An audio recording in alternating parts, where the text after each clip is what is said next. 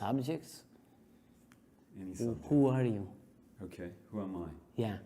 Am I enough of interest for your audience? I don't know, we'll see. Something really that attracted me from the moment Ella mentioned you, just I stop at one thing, and that's it. I said, that's it. Yes. Time. Sure. Big deal. It's extremely big deal, and we don't realize that it's everything. It's more expensive than anything. Yeah. Time's a big deal because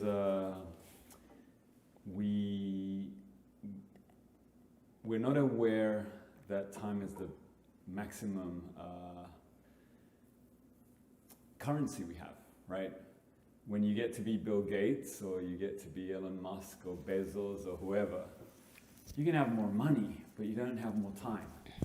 Time's the only thing you can't buy, right? So when you get to a certain point, that's all you have. Now, before that, you have the same amount of money. I have the same amount of time than Musk. I have the same amount of time than Bezos. So in a weird way, we have the same levels of wealth. And so it's all about how do you quantify it.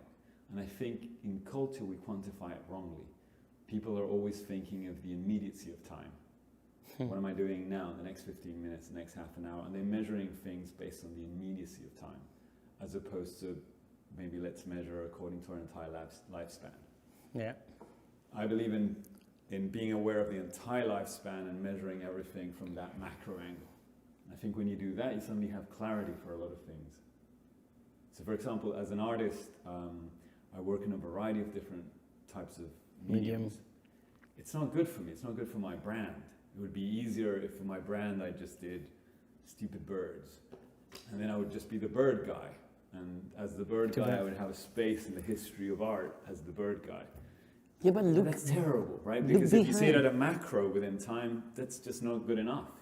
And look at the bigger guys that you're looking into. Sorry to interrupt. Like even the I don't know, the biggest artists of 1400 or like people that really shape the art world were not just painters.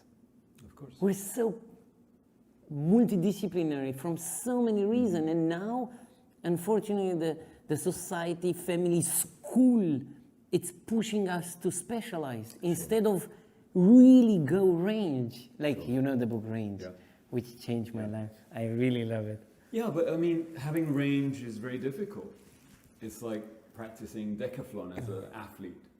There are very few people that can get away with doing long jump and high jump and pole vault and 100 meters and so on. So it requires a level of training and sacrifice that is very big. It is much easier to focus on just one thing all your life. It's very hard for people to have multiple ideas. Most people have one idea, 2 ideas, 3 ideas in their entire lifespan. Now, the problem is not that. Those you can't control. The problem is that we're not encouraged to try and do as many things as possible. Right? The problem is that when I'm a kid and I decide, okay, life is short, I want to be an artist, that's the only thing I knew. You think, okay, who's the best artist in history? It's Da Vinci. No one else compares. The moment you say Da Vinci, everyone else pales because Da Vinci was as good as Michelangelo, but while Michelangelo was drawing for aesthetics, Da Vinci was drawing to explore, right? So the moment you have that clarity and you go like, that's the guy, you have to think, okay, I would rather be 5% of Da Vinci at the end of my life than maybe 30% of Picasso. And that clarity, that aim to decide to focus on something, even if it's difficult to attain, but because it's the most ambitious thing you could do in your lifespan, is something that we're not taught to do. I'm looking and I'm realizing people are forced to choose what they do for the entire life in high school or in the university. How? They don't have experience. They haven't seen the world. How can you choose something that you don't know? Sure. Based only on TV and pressure from the family and some friends. Well, but there's no time, right? It's even a privilege that we get to choose what we want to do in life. So I don't know that it's so terrible that we're forced to choose. What's terrible is that we don't seem to have many examples of people that decide to do multiple things, or at least that wasn't the case before. And in a way, you're totally right. If you go into architecture, design, fashion, etc., it's almost like speaking different languages. If you only speak one language, you don't even need to understand the syntactics of that language. But if you know two, you start understanding the structure of how language is constructed. And if you know 3 or 4, you start learning that there's specific words that are unique to one language that you can borrow and incorporate, that enrich your vocabulary, blah, blah, blah. So I think we still have the same reduced amount of time. We don't have the privilege of allowing everyone to go travel for years and years and decide what they want. I think people need to get in and move fast, but they need to get in within depth. And they need to be asking questions. They need to be generating as much consciousness as they can. But why the people like Da Vinci had time? Da Vinci didn't have more time than anyone else. Da Vinci made time. But today, we don't have the time. We complain. We do have the time. People bitch around and complain. Yeah, yeah. But we have the time. You can make the time. If you check the average of people's social media daily accounts, it's probably multiple hours. Yeah.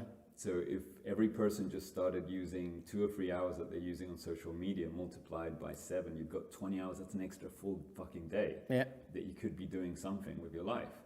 So granted, social media is an incredible tool and maybe you can do amazing things on it that you couldn't elsewhere, but we can all create time. Yeah. The problem is awareness. And then the problem after awareness is balls. You need to have the courage to do what you see when you're aware. Yeah. And then I guess clarity and order, and it's a yin and yang dance of having clarity and understanding, and then looking for conflict, looking for trouble, looking for how to fuck things up and how to defy things. As long as you have these two balanced around, then you're good. We enter directly in the deep conversation. How, I wanted to ask you, how actually the pandemic, in your opinion, affected you, your work, your world? Fortunately, I've been on a transition towards an entirely digital studio since 3 years ago. So in a weird way, it caught me aware because I was ahead of time, understanding that today as an artist, it doesn't really make sense to have an exhibition anymore. Galleries no longer matter. So you don't have a gallery? I have galleries, but they no longer have the role that they used to have. We all used to congregate at a gallery opening.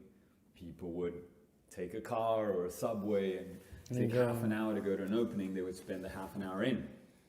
But if you think about it, if I have a successful gallery opening, I have 1,000 people that arrive on a Thursday night.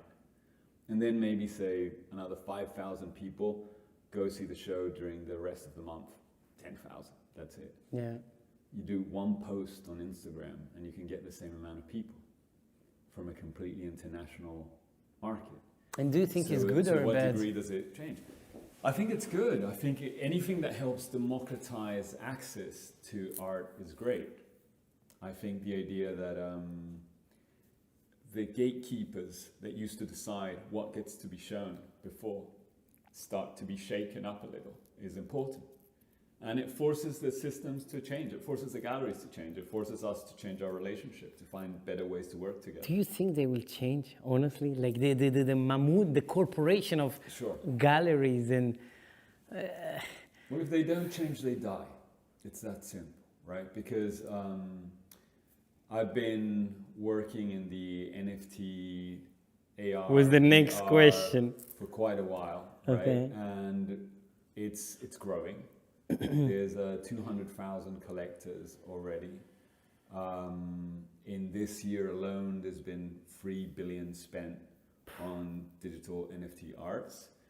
And what's interesting is that it's an entirely different market from the art market. You don't have a crossover currently. There's no art as clients. collectors. Yeah, there's very few art collectors that are currently also buying NFTs. It's other people. But if you look at history, every new movement of art generally was pushed by the new industrialists, because the traditional aristocracy like paintings of a certain type, and then when the new paintings come that defy that, they're considered tacky or tasteless or too this or that, or that they didn't have enough talent to do that. And it's a new group that identifies with that, pushes it, and so on, and eventually it moves, right? And it moves and so on. So digital art is what the kids will be doing. It's what will be considered cool in the future. It provides the possibility for experimentation in a variety of areas that today are maybe that maybe have run out of the physical world. There's only so many more fucking paintings you can make if there's been millions of painters again and again and again confronting a canvas, trying to come up with something new. But if all of a sudden you're talking digital, and you're talking a medium that could respond to your personal search history, that it could change, adapt, move, evolve over time, etc., suddenly that's a big deal. Yeah. And so that is going to start moving, and obviously the moment we have glasses that we can put on that are similar to this, and I have the artworks around, then the whole world changed. That will be the biggest disruption for the history of art, and that will happen in the next 5 to 10 years.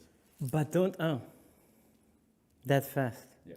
I still feel, and I'm interested how you feel about having an NFT versus having an art. And still, I can in my mind, you know, the question having a real art and NFT.